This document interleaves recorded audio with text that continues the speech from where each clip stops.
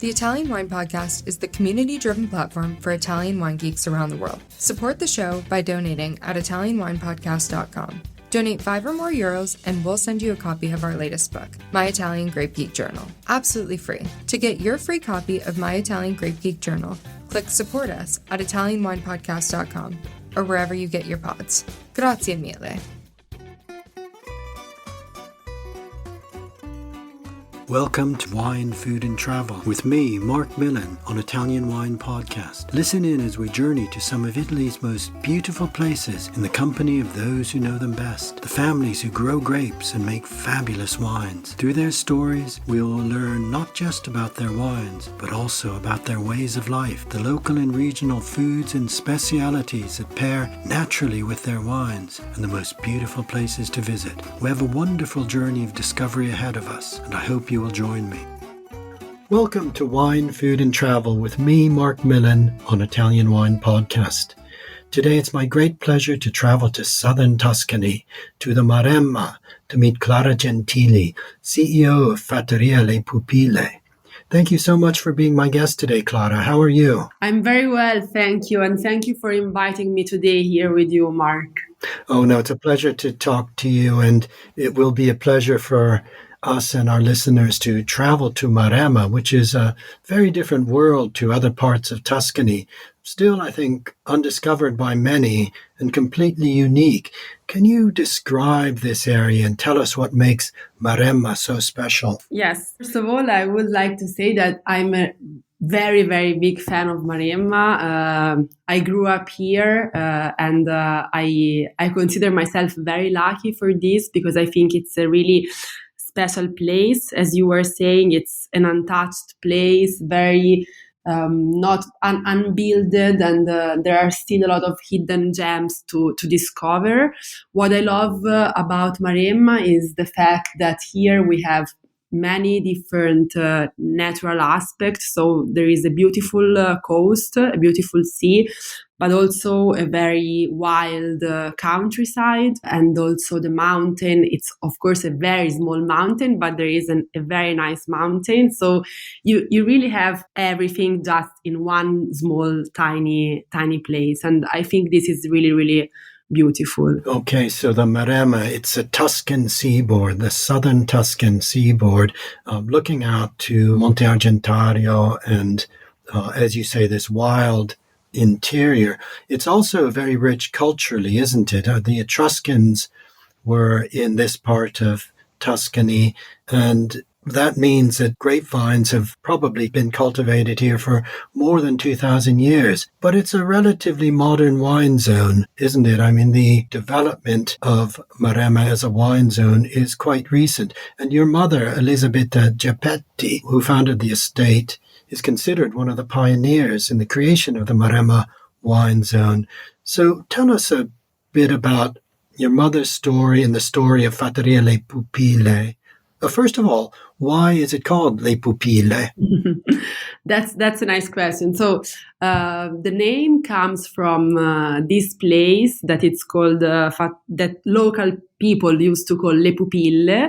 That is a property that my grandfather, Freddy, inherited from his family in the 60s, and local people used to call the place Le Pupille because there are two hills. On the top of each hill there is one building, and so the hills seems like two eyes and the buildings like the pupils. Okay. And the name came from this fact, and because these two hills are basically in the middle of a valley from where there is a beautiful view on Monte Argentario, Isola del Giglio. It's a very fascinating and magical place. So that's where the name comes from. My mother, Elisabetta, she's considered really the founder, because even if the winery was started by my grandfather Freddy, when there was my grandfather, Fattoria Le Pupille was something very, very small, and it wasn't like his main activity and business. It was more like a countryside property where he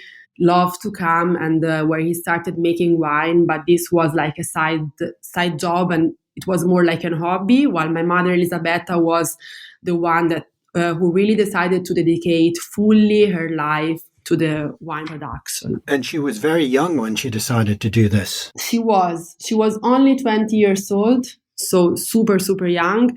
And especially if you think where we are. So Maremma, that is considered like the wild west of Tuscany. It was really weird to see a 20-year-old lady like walking in a place to buy a tractor or do things like that. And I think she was really brave and really tough in deciding to go through this path. So she was not only a pioneer in helping to create Maremma as a wine zone, she was also very much in the mid-80s then a pioneer of a woman working in wine. Yes, a woman working wine, a mom, because we are five siblings. I'm the oldest, but I have 3 sisters and 1 brother as well. So she was absolutely a pioneer. Talking about Maremma, about wine, I think that the thing that she really changed was that Maremma, as you were saying before, it's a very young wine region, especially if we think about other zone of Tuscany that have a much longer history. But in Maremma, there was a tradition of grape growing, is very old.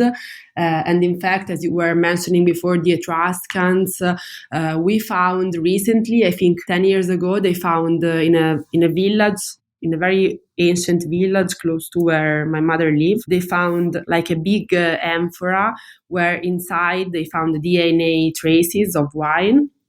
So this was really important in improving that the wine production was something that was in Maremma since thousands of years ago. When Fattoria Le Pupille started, Maremma was mostly known for Morellino di Scanzano, that was and still is the most important appellation in Maremma, and it's a very enjoyable and pleasant wine. But my mother, I think she really was a pioneer because she had the ambition and the dream of making great wine from Maremma. So this was, I think, the first thing that she really did that was quite innovative. Yes, now I can remember going back, into the early 90s, Fattoria Le Pupille Morellino di Scanzano was already available here in the UK. So she really was very successful very quickly in not only producing the wines, but in selling the wines. I'm not sure when she would have first exported to the UK, but certainly I think by 1992, the wines were here. Yes, absolutely. I think even earlier. Some markets were started in the late 80s. I'm sure that UK was one of our first market, like the US as well. And yeah, she was really ambitious, and she was looking forward, like looking to the future. So this was, of course, absolutely important for her success and for the success of Fattoria Le Pupille. And yeah, it was. I think it was something great. That is incredible that, first of all, she was producing wine in an area at that time nobody would have heard of, or very few people would have heard of, and then also managing to sell it internationally. Now let's first of all talk about Morellino. Morellino is another variation of Sangiovese, which we know from other Tuscan areas, Chianti Classico, Brunello, or Prugnano Gentile from Montepulciano.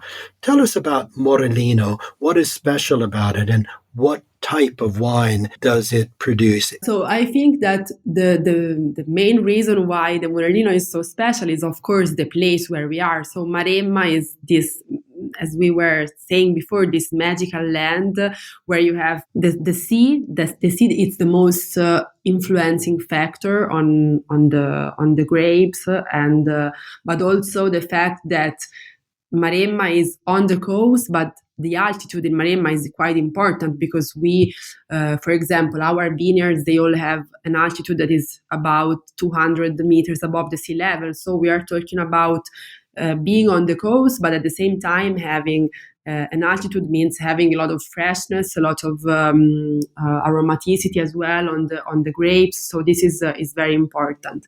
Talking about the Morellino in general, I think the Morellino is one of the only appellation in Tuscany that is a Sangiovese-based appellation, where the Sangiovese expresses itself in a very different way, in a way that it's more pleasant, more enjoyable, more approachable.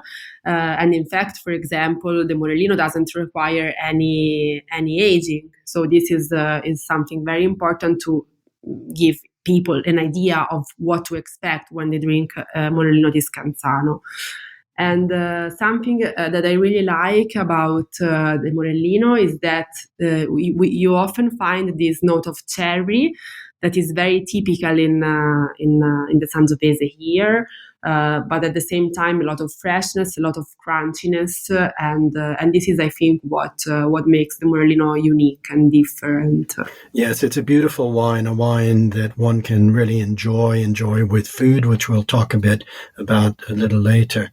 I think what's exciting about Maremma is that there are native grape varieties like Morellino, but it's also an area of innovation and even experimentation, and Le Pupille has been at the forefront of this. So let's talk about a few of your other wines.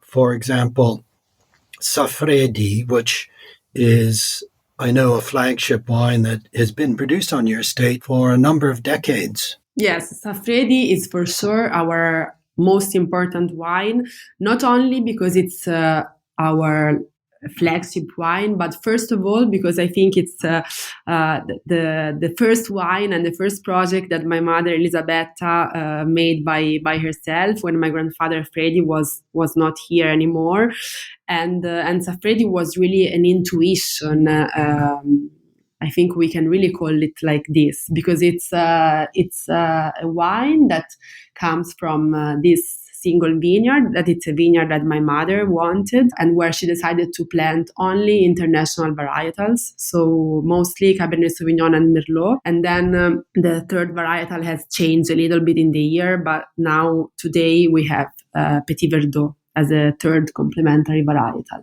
And Saffredi was an intuition, not just because these grapes grow really, really well in Maremma, but also because it's really the wine that had an unbelievable success since the first vintages, and it made Fattoria Le Pupille well known not only in Italy but especially outside Italy, and we can say in the whole world. Yes, it was one of the early so-called super Tuscans that really was astonishing and brought, as you say, the attention of the world to Fattoria Le Pupille.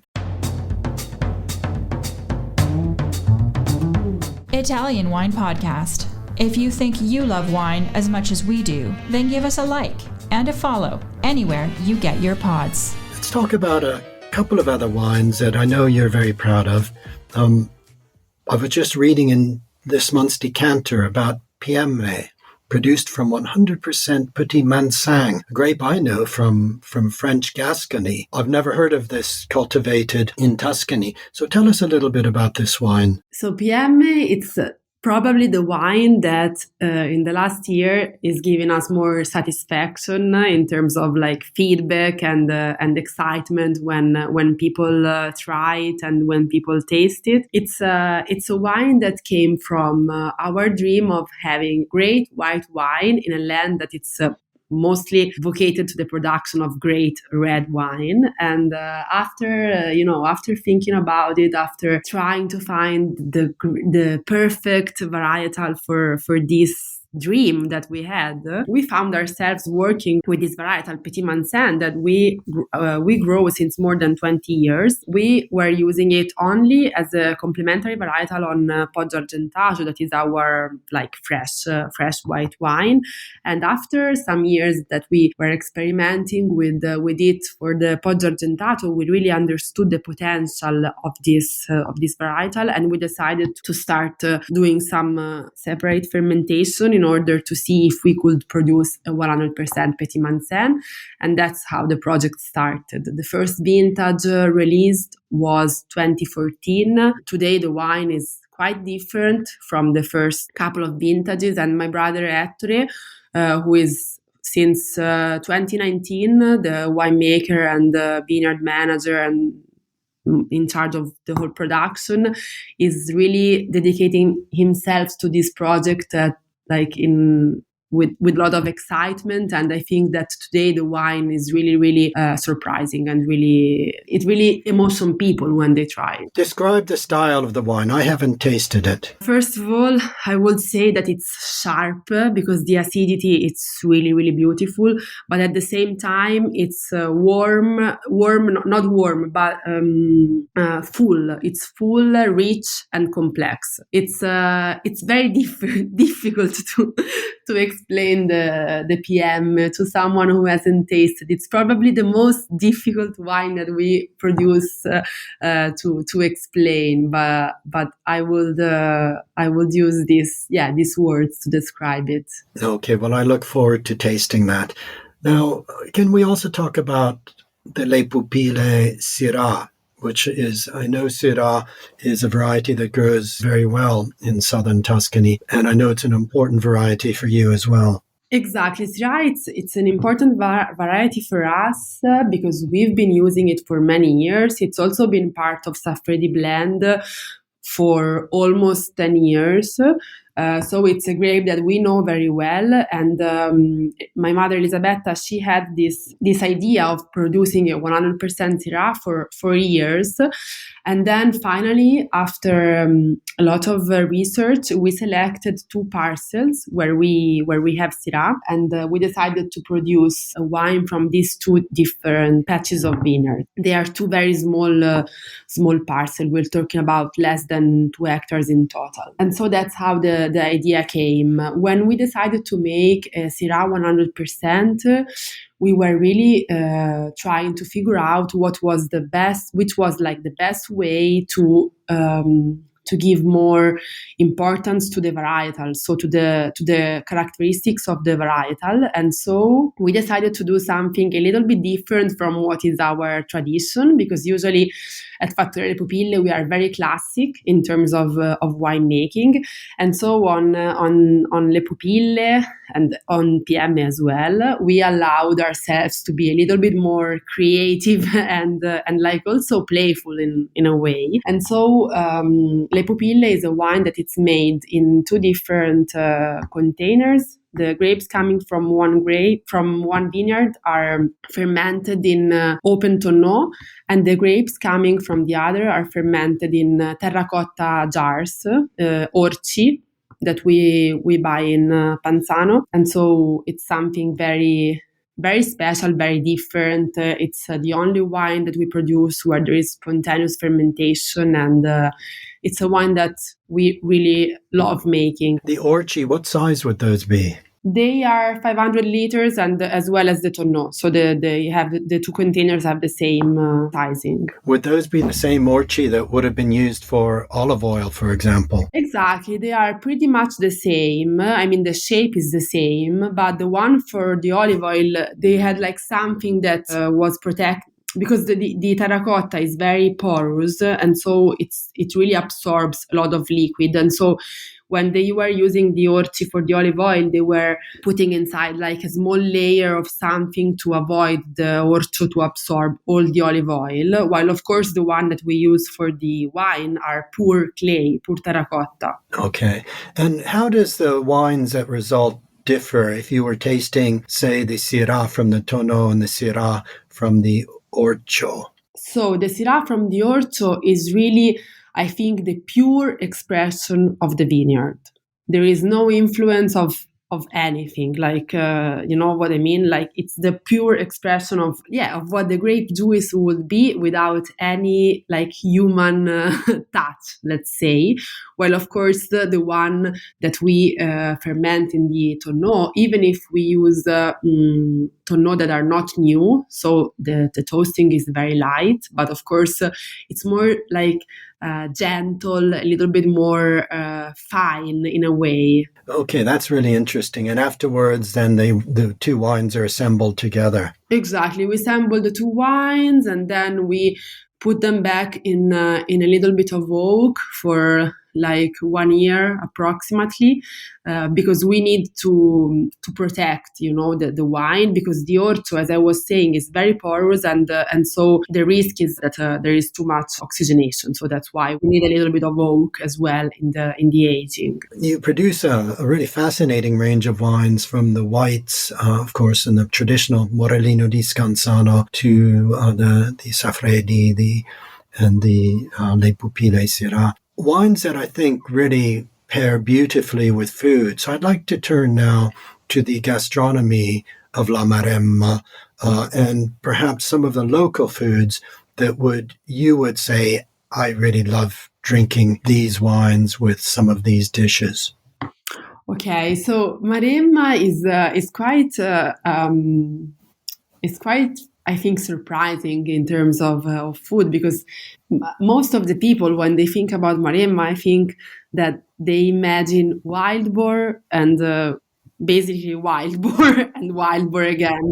While in Maremma, we have to remember that we are on the coast. So there is, first of all, a beautiful offer of fresh fish and seafood, and some like local fishes which are not so common in other parts of Italy, for example, or not so popular.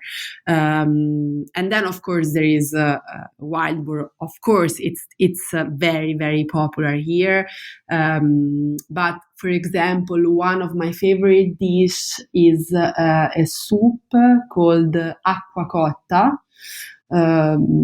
That is basically a very old dish that was cooked in families. It's a poor dish because it's made with just a couple of ingredients, but it's basically a vegetable soup where inside you cook an egg. So it's really, really lovely. I know that maybe doesn't seem like it, but it's really tasty and really, I love it. It's like a comfort food. What wine would you drink with that? With acqua cotta, I will drink Morellino di Scansano Riserva. Okay. With the cinghiale, the wild boar? With cinghiale, I will drink Saffredi. Yes, absolutely. Saffredi. Yes. Yeah. I can imagine that would be a wonderful pair. And Le Pupille, I will drink it without any food in front of the fire. In front of the fire, maybe with a nugget of aged pecorino. Exactly, with an aged pecorino, that would be like a dream. Okay. Yeah. Okay.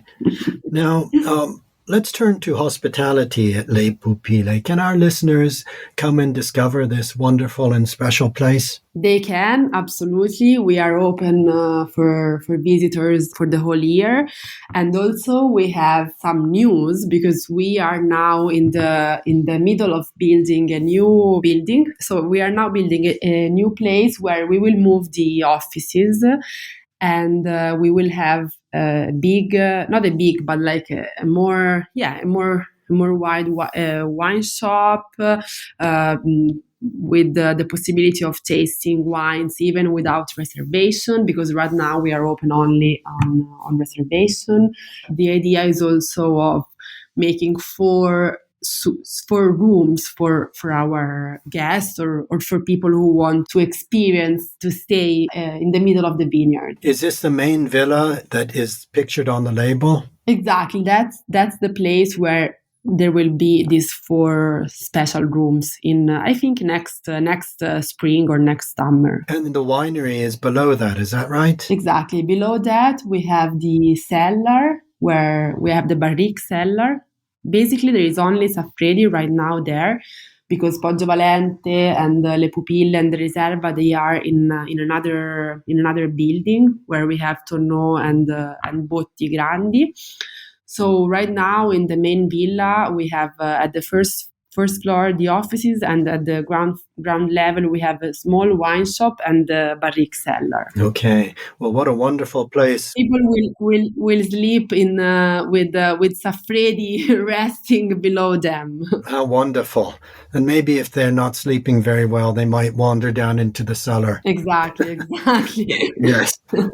Well, Clara, it's been a real pleasure meeting you and chatting with you this morning. You've taken us into another wine world. Maremma is is very different from the rest of Tuscany. It's very special. I love visiting. I remember visiting and going into the hot springs of Saturnia, just emerging in the middle of a field. It's a ancient land, but exciting new things are happening with wines, and Fattoria Le Pupille has been very much part of that story. So I hope our listeners will both find your wines, which are available widely around the world, I think. As I say, I've been enjoying them in the UK for many, many years, and I hope some of them will come and visit you and maybe find their way into one of those lovely bedrooms that you've described. So thanks so much for sharing your story. It's been really great talking to you. Thank you, Mark. It was a big pleasure, and I welcome you here whenever you want, and I look forward to welcome your listeners as well. Well, thank you. I'll very much hope to visit you sometime. So grazie e buona giornata. Grazie. A presto. We hope you enjoyed today's episode of Wine, Food and Travel with me, Marc Millon, on Italian Wine Podcast. Please remember to like, share, and subscribe right here or wherever you get your pods. Likewise, you can visit us at ItalianWinePodcast.com. Until next time, chin chin.